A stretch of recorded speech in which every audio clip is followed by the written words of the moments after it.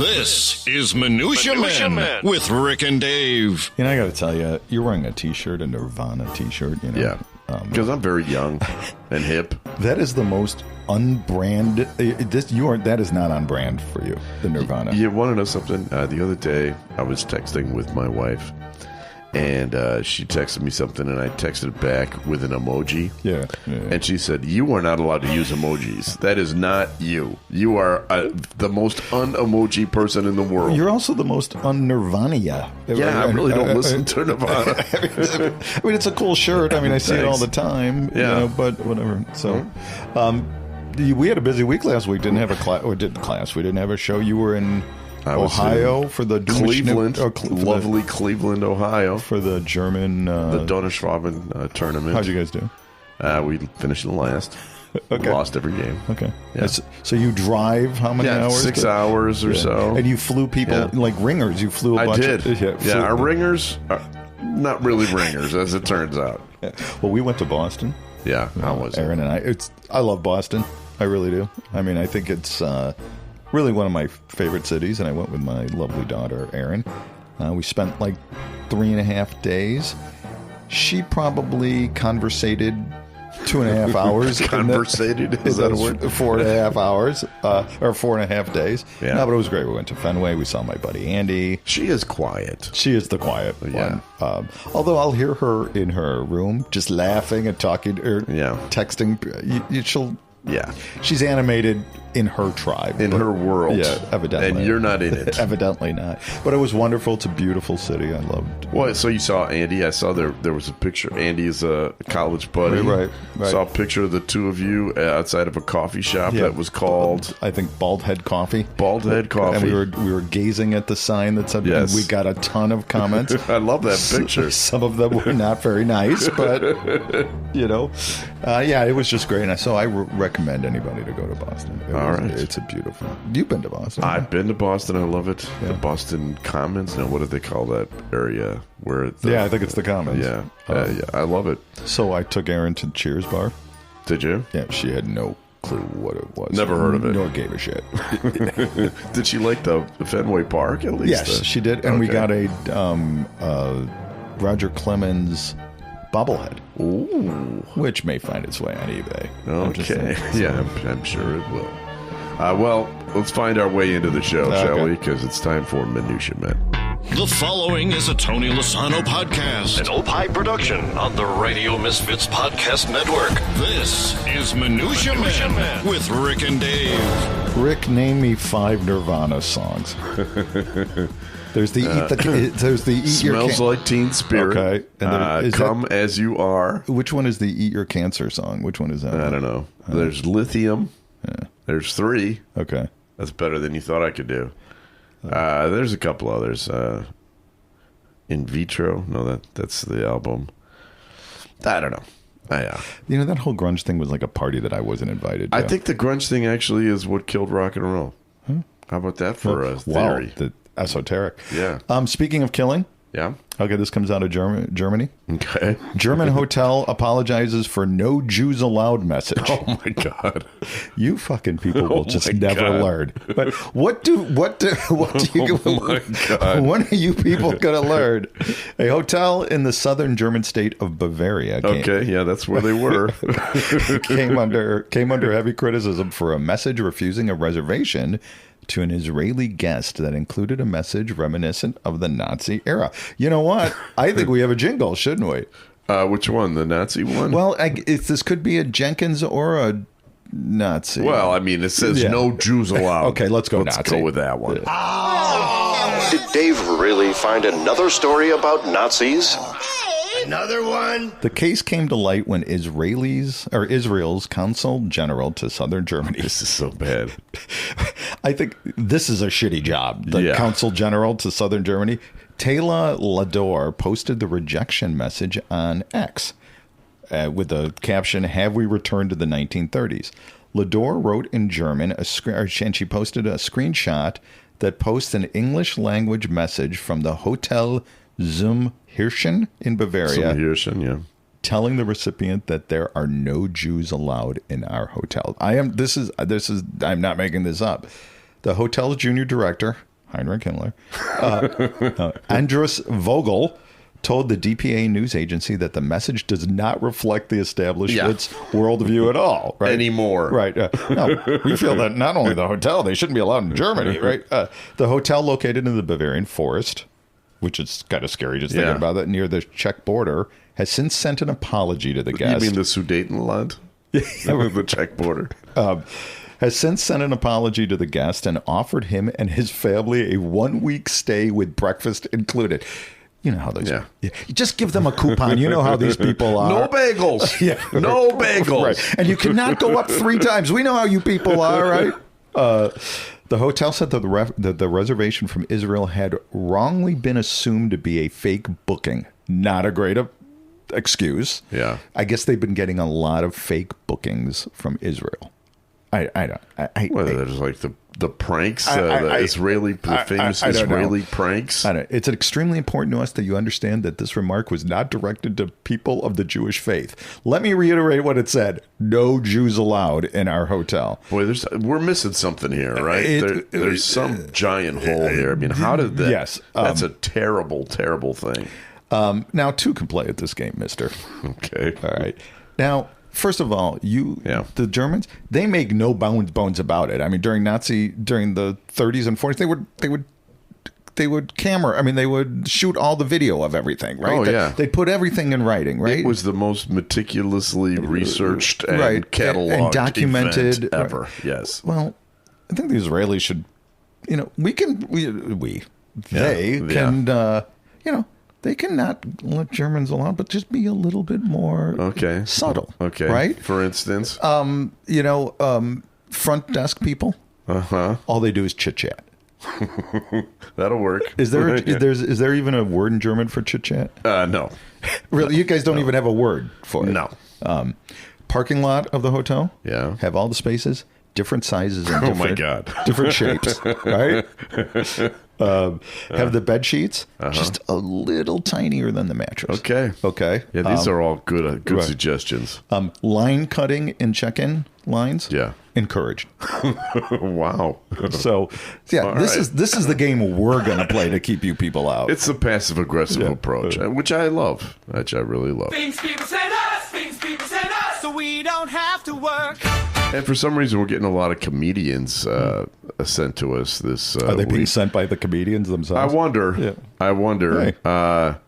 This first one is from comedian Dustin Nickerson, and I gotta say, Dustin Nickerson is somebody who is about our age and lived our lives, okay? Right. And we'll show you exactly how here in the first few seconds of this bit. Here we go. You will never understand your kid's world. My daughter said to me recently, I have a therapy appointment. She goes, Daddy, did you ever do therapy when you were a kid? Okay,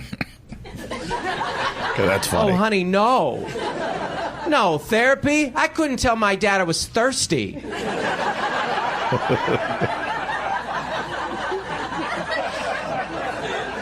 And if I did, I was told to swallow my spit. So that's great. Things have changed. That's great. Just a little bit. All right. The second one sent to us is comedian Mike Goodwin, and this one's a little bit longer, but I really like this one. This one is also made for us. I want to say. My grandma says the only 2 things in life that you worry about: whether you're healthy or whether you're sick. If you're healthy, you ain't got nothing to worry about. But if you're sick, you got 2 things to worry about: whether you're going to get better, whether you're going to get worse. You get better, you ain't got nothing to worry about. But if you get worse, you got 2 things to worry about: whether you're going to live, whether you're going to die. If you live, you ain't got nothing to worry about. But if you die, you got 2 things. Whether you're going to heaven, whether you're going to hell. If you go to heaven,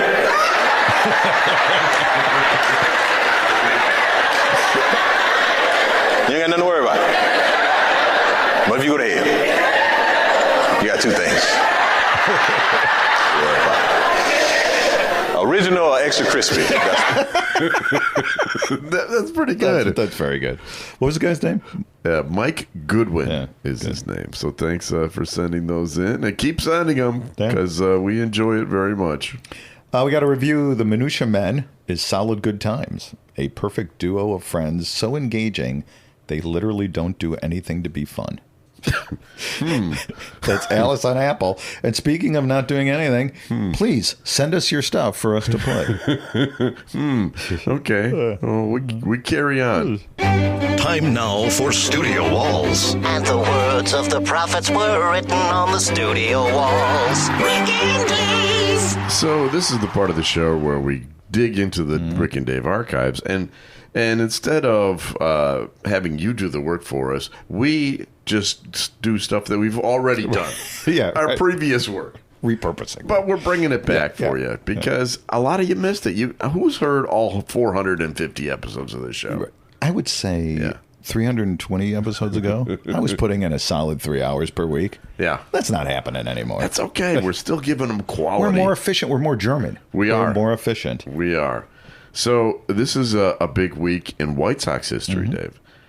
June 4th, 1972, the famous Dick Allen home run that is known as the Chili Dog home run, which is the title of a book that we published called Chili Dog MVP. Right. We had the author of that book on our show. And by the way, they've come a long way, haven't they, these guys? The White Sox? No, our authors. Oh, my God. David Fletcher, since we did this interview, has produced a film. Right. John Owens, executive producer. 5-part documentary. And it's phenomenal. It's debuting in Chicago on June 25th. It's sold out. Really? Yeah, it's sold out. Wow. But that's a big room, too. That's like over 300 people in that room. It's sold out. Okay. Yeah. Cool. Well, we'll be there. And you'll probably hear this story. This is the story of the Chili Dog, and I'll let David tell the story. It was very special. It was a Sunday doubleheader against the hated New York Yankees, who were coming back after a few years in the wilderness of being a contender. Dick had played every game. They'd won the first game of the doubleheader. It was bat day. 51,000 fans were there. It was like the fourth biggest crowd ever at Comiskey. They turned away about 7,000 fans. And so the owner, John Allen, was upset that Dick wasn't in the lineup for the second game. And Chuck Tanner said, I'm just saving him for the right moment. And so the Sox were losing 4-2 in the bottom of the ninth. And it was the perfect time for him to come up, be a pinch hitter. And so Jim O'Keefe, who was the clubhouse attendant, had made this chili that day. And Dick was partaking in a Chili Dog, waiting by his locker. He just got out of the whirlpool. And Rory Clark, who was the bat boy, had to go get Dick and retrieve him to come out to bat. And so Dick had dribbled all this chili on the front of his jersey. and he had to hastily change into another jersey, and he had to get he always wore his sweats despite being, even in the summer. That day happened to be particularly cool for June, but he had to get his famous sweat shirt on. And so he basically came out of the dugout, after cleaning himself up from dribbling the chili, and he faced Sparky Lyle. And on second base was Bill Milton. On first base was Mike Andrews, who got a single, and so he was pinch run by George Orta, and so Sparky Lyle, when we came in to pitch, Mike Andrews had been on the Red Sox with Sparky. Said, "Hey, you're a deep doo-doo now." Sparky, he didn't say doo-doo, did he? Well, I didn't know what kind of audience we had. Yeah, you could say it. Okay, you're a deep shit now. So it was just an iconic moment set up. It was again Michael Jordan before Michael Jordan. It's the game-winning shot, and so this was the White Sox were having resurrection after drawing 500,000 fans in 1970, and so the place was still packed despite being about 6 o'clock at night, and Dick took a 1-on-1 count, a slider, and he hit a frickin' rope to left field. It was about 20 feet off the ground. It was like a 2-iron shot. Everybody knew immediately it was gone, and it was probably the most iconic moment for a Sox game, other than in a World Series like Konerko's blast, ever. And certainly during the regular season, obviously Tim Anderson's Field the Dream event home run was similar, but this was a key win for the White Sox.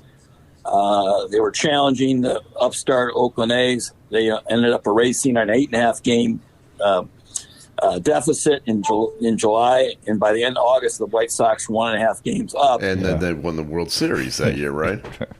Right, and Fergie Jenkins and Ernie Banks. Okay, Isn't it funny, though? We know everybody he's talking about now. We've heard this story so many times. But we're meeting now these people. I know. The Jim O'Keefe. We hung out with him in Denver when we were there. And you know what I think it's funny? Just the Bat Day promotion. I know. The idea of handing out bats to 50,000 people. To White Sox. On the south side. White Sox. Yeah. Where there's probably 25-cent beers, too, it's great. June 25th at the Chicago History Museum. But like I said, it's sold out. It's sold out. All right. Hey, this is from our science desk. Oh, okay. Science. Fabulous. Masturbation in pet birds is natural and should not be punished. Really? It's right here.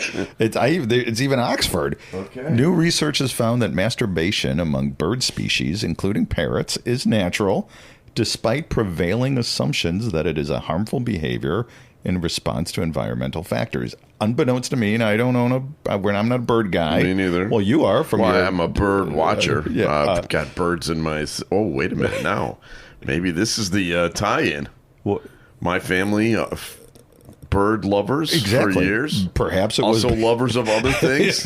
This could be the alignment you've been looking at. Published in Ecology and Evolution, the study is the first of its kind and challenged, like I said, the current approaches amongst vets and animal practitioners. Masturbation had previously thought to be caused by unnatural captive living conditions and is a damaging behavior that requires veterinary interventions, which it's not. Yeah, and it's do it in the wild, too. A study led by Michelle Bachmann and Mike Pence. And Mike Johnson's son. A study led by Matilda Brindle at the University of Oxford compiled data from the scientific literature. And it, there's surveys, there's data collection of cameras, whatever. It's fine. Evidently, birds can do it, and there's no problem. Yeah. A couple of interesting data points. Yeah. Male birds masturbate more than females. What are the odds? Right. And both juveniles and adults were also found to be almost equally likely to masturbate. Huh. Yeah, who knows that?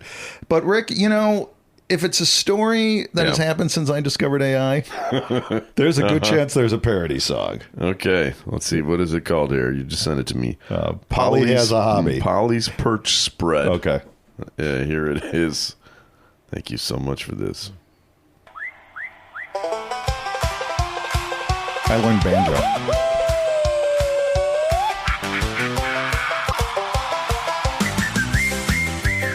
Those are the birds masturbating. The folks at Oxford studied birds. They watched them night and day. They filled out charts and spreadsheets about what parrots do in May. Squawk, pretty bird! The pigeons rolled their little eyes. The robins weren't impressed. They said you spent a bunch of cash to learn what we do best. Polly's got a hobby. Polly's got a plan. She's conducting personal research as fast as she can. Polishing the perch, fluffing all her tail, working on a private project that never seems to fail. Tweet, tweet, squawk. Polly's got a hobby, Polly's got a peel. Oxford says it's natural. That's the scientific deal. So, country music had a story. A sparrow rang the bird bath, a macaw greased the beak, a blue jay spent a little extra time perfecting his technique. Squawk, pretty bird! The humans kept on whispering, the birds said, what's the fuss? You folks invented reality TV, maybe don't judge us. Cow, cow. Some call it flying solo, some call it one-bird flight, some call it quality control on a lonely Friday night. Oxford calls it self-stimulation, a phrase both dry and neat. The pigeons call it Tuesday and continue down the street. Tweet, tweet, squawk. Polly's got a hobby, Polly's got a plan. She's conducting personal research as fast as she can. Squawk, pretty bird. Polishing the perch, greasing up the beak, putting in a little overtime every single week. Squawk, squawk. Polly's got a hobby, Polly's got a spiel. Millions spent confirming what the birds already feel. Polly's got a hobby, Polly's got a hobby, Polly's got a hobby. Squawk, pretty bird, mind your business. Very nice, very nice. But why a country song for a story that takes place in England about birds? I want to get inside the Dave Stern brain on this. Well, Rick, I wanted to make it kind of novelty-ish. Okay. Mm-hmm. And then the whole English thing didn't appear that it was... I guess Monty Python, the Dead Parrot sketch, I could have maybe done something there. And also, I was led to it by AI. Okay. AI kind of suggested, AI will suggest what kind of tone and what kind of, and I said, we know what, we're pulling the curtain. I just want people to see behind the curtain. That's all. All right. And I wanted whistling, and I wanted like kind of, I tried to get it to be sung by a parrot. Yeah. And I couldn't do that. Okay. Yeah. Right. And then I get it. So, Dave, in honor of the upcoming 250th and macaws birthday, love country. Do they? Yeah, macaws love country. Okay. The 250th birthday of America is coming up. America. Did you hear what's going on with that rally that was going to be, and everybody canceled? Yeah. You know who's going to be the main act? No. Trump. Yeah. Right. Fantastic. Anyway, the U.S. Postal Service had a contest about which stamp to bring back as an encore. Oh. There have been, millions of stamps with birds. There are lots of birds. And they offered, you could pick any previous stamp. And, I remember the 6 cent stamp. Wasn't that the guy on the moon? Could be. That was a good one. I remember that one from my youth. And I remember when it went from 6 cents to 7 cents. My dad's like, what the fuck is this shit? My favorite was the Elvis one. Yeah, I like the Elvis one. That was a cool Elvis one. I have a poster of it somewhere, the Elvis stamp. But that's not what won. And this is kind of a good sign for America. The one stamp that most people voted for is Mr. Rogers. Oh, now that is nice. Isn't that nice? Yeah. I think it's a good sign for America. It's the least divisive person in American history, wouldn't you say? Yeah. Like everybody likes Mr. Rogers. Although I thought I saw a video of him flipping somebody off once. Really? Yeah, I think it was like a stagehand, and all in fun. Oh, okay. Yeah. Well, there were some jokes at his expense over the years. Sure. There was famously Eddie Murphy did that Mr. Rogers parody on Saturday Night Live. And then there was also this. I'm going to play you a little clip here. This is a National Lampoon, and it's Bill Murray and Christopher Guest, and they are doing a parody of Mr. Rogers. Hi.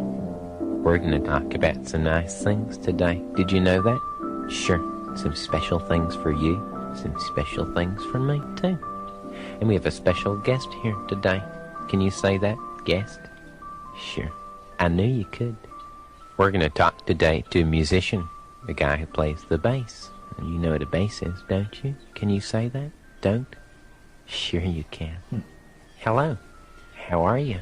You think you get somebody to give me a cup of coffee or something? You're not used to getting up early, huh? I'm not here yet. What time do you usually get up? I usually get up when the sun is warm, like 1:30, 2 o'clock in the afternoon. I like to get up around 6:30. That's insane.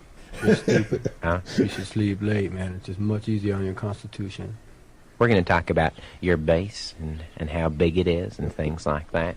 It looks like a violin, but it's bigger, isn't it? It's a hell of a lot bigger. Can you say... Violin's a little wimpy thing. Can you say wimpy? Wimpy? That's right. Wimpy thing. I like the way you say that. Did you know that? I do now. The hell, you're easily amused, aren't you? I say wimpy, wompy, wambly. I know what you mean.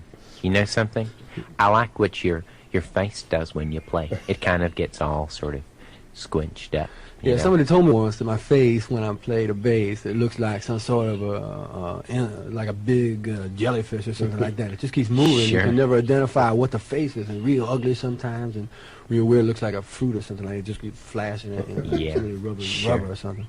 Tell me some of the things you think about when you're playing, though, the images. Because, of course, when you're playing, I thought of things like sheep and things like that. Little candies, fresh little candies and things like that. Do you think of those things too?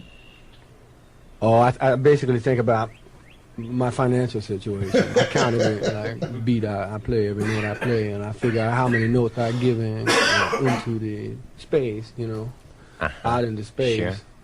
For how much I'm getting paid, and I am working cheap. Must be hard to sort of struggle to get your band together. Oh man, especially when you be lifting piano, man. That is the worst. Huh? I worked as a mover for 2 years while I was first getting a band together, and I've also made pizza. But now you're playing music, and sort of the story sort of has a happy ending, doesn't it? It's sort of a happy ending. We just got the shaft from a record company that promised to pay us a certain amount of royalties. Oh, that's too bad. All sorts of stuff went into pre-production and charged us for typewriters. They be charging us for stamps, they say, and stuff. How much is a stamp, Sure. I'll buy the goddamn stamp. Sure, I know what you mean. Well, I'm sure a lot of people out there would like to know how a big, strong guy like you plays the bass so well. Gets to be so strong, what it eats to be like that. Can you tell us that? Well, I eat a lot of garbage food, but I mainly subsist on stuff like sandwiches and tins of tuna, chicken, something like that from a chain store, soda. Do you ever have Egg McMuffin? Sometimes, Dad, or cheese prayers. Can you say Egg McMuffin? Egg McMuffin, yeah. Well, I know what I'd like to do now. I'd like to hear you play some bass. I'd like to do that. Well, we're going to go to the Magic Kingdom. Oh, no, man, it's too early for me. I got to drive. There it is. I wonder how much of that was improv, probably. It sounded like it was. Like 100%. I absolutely love that bit. One of my all-time favorites. Rick and Dave get email. Electronic mail. In an electronic bag. Or inbox. Rick and Dave email. Rick and Dave email. Okay, this is from Steve. Hey, Rick, just read your publishing portal column. It's something I posted. Which is remarkable. Okay.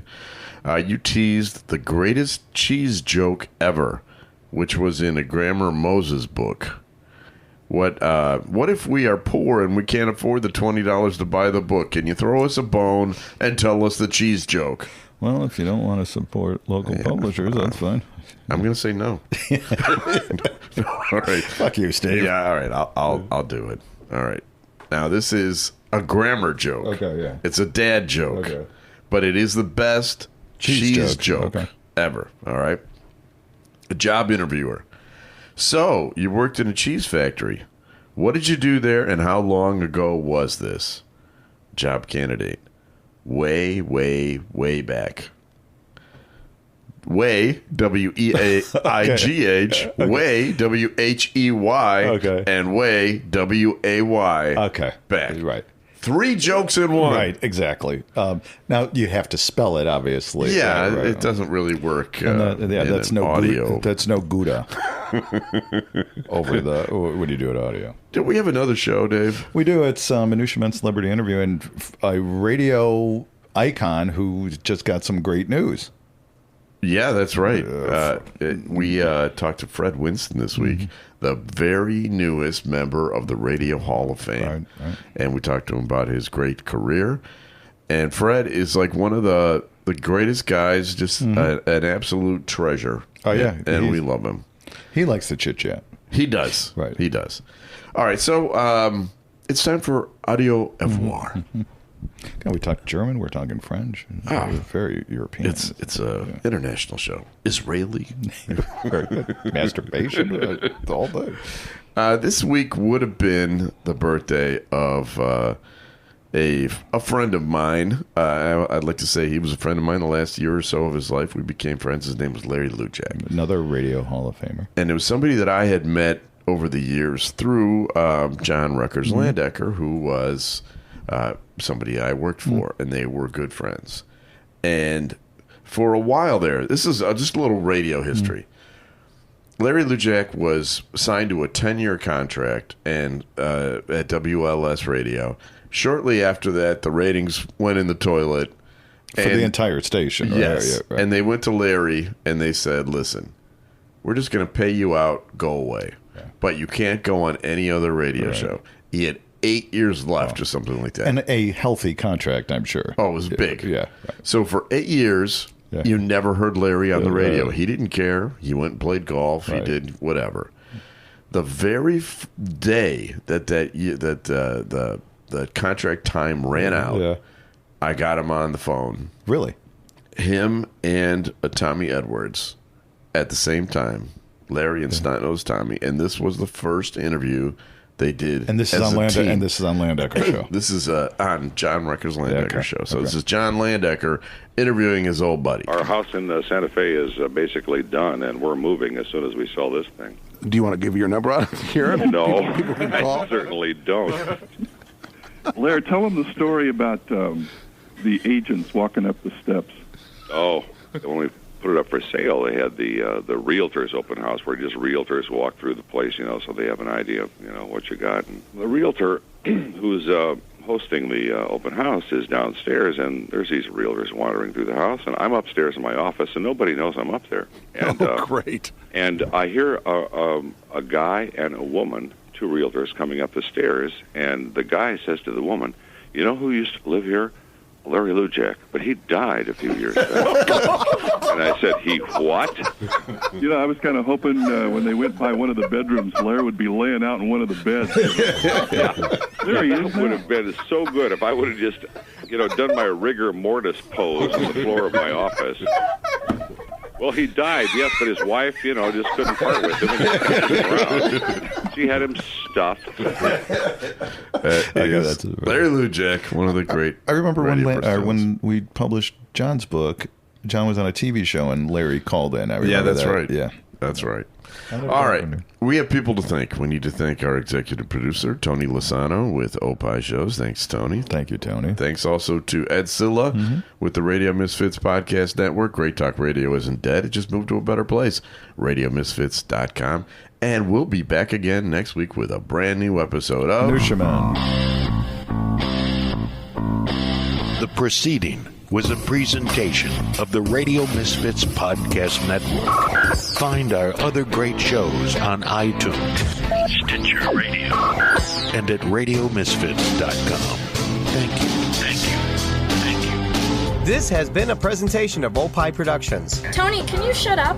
What do you get when you hear a celebrity Minutia Men interview, Dave? You will get Mark Cuban and Anthony Scaramucci, Cousin Oliver from the Brady Bunch, and the bully from The Christmas Story. Yes. The voice of Siri, and She Shed Cheryl. My God, the list goes on. So you'll get Minutia, Celebrity Minutia Men Interview, a Tony Lasano podcast. Go to opishows.com or wherever you find podcasts. Just search for Radio Misfits.